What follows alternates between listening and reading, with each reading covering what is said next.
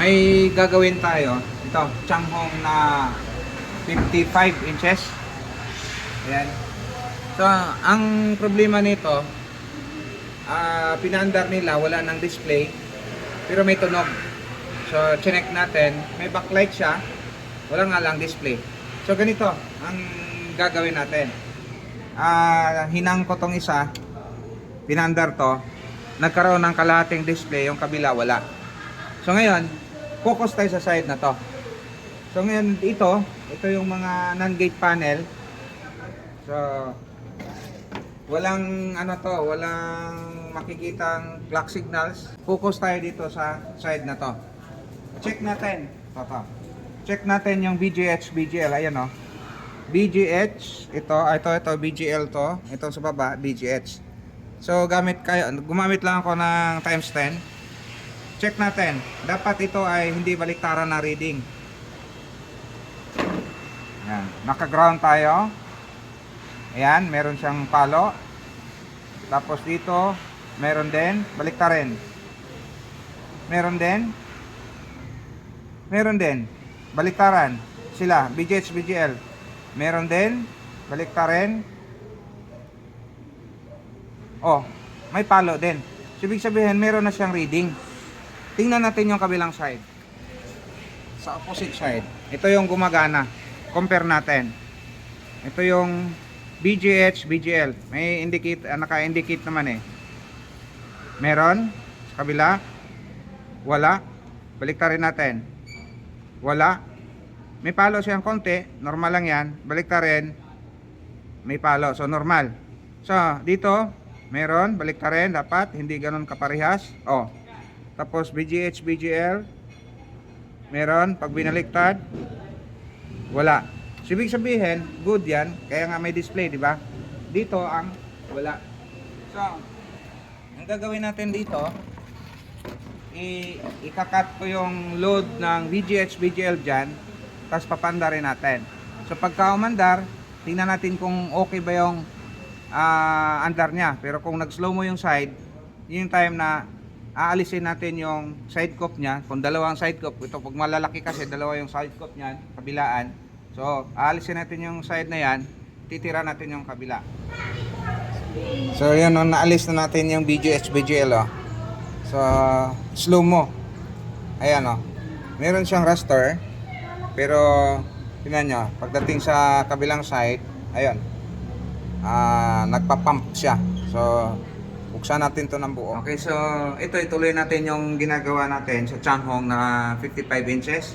So, last video natin, kinat natin yung BGH, BGL dito. So, nagkaroon siya ng display. Pero, slow mo rito sa side na to.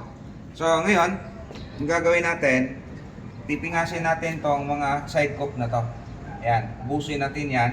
Kasi meron namang natitira doon sa kabila. So, yung kabila na yung magpapadagana papunta rito. So, pipingasin ko yan.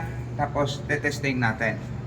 So, gagamit lang ako ng hot air para lumambot yung dikit niya.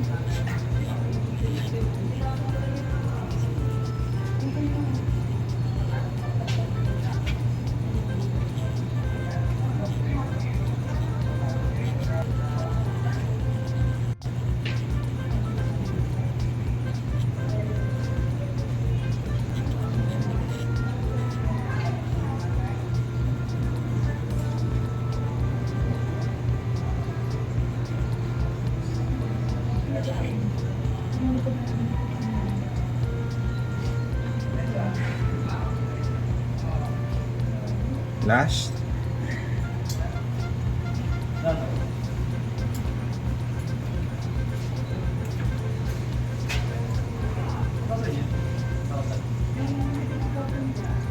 Okay.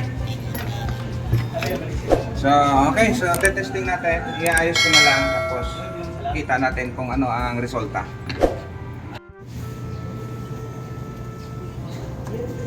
Testing natin ang testing.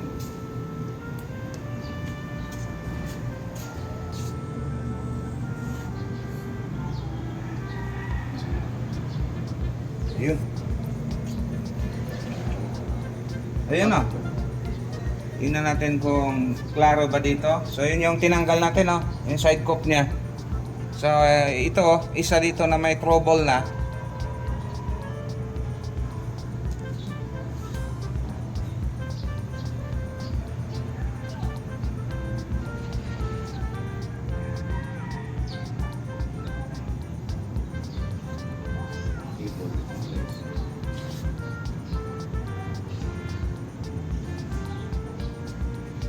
Ayan o, yung nakaraan kasi pagka kumurap dito nawawala to.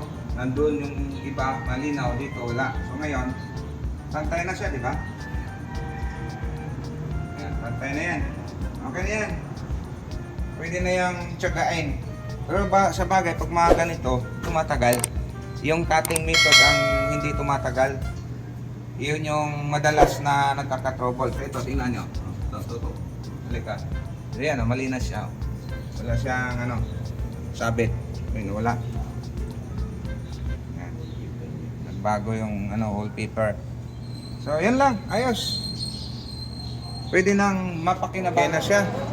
So malinaw na So, mga ganitong trouble, talagang tumatagal to siya. Hindi siya basta-bastang bumibigay.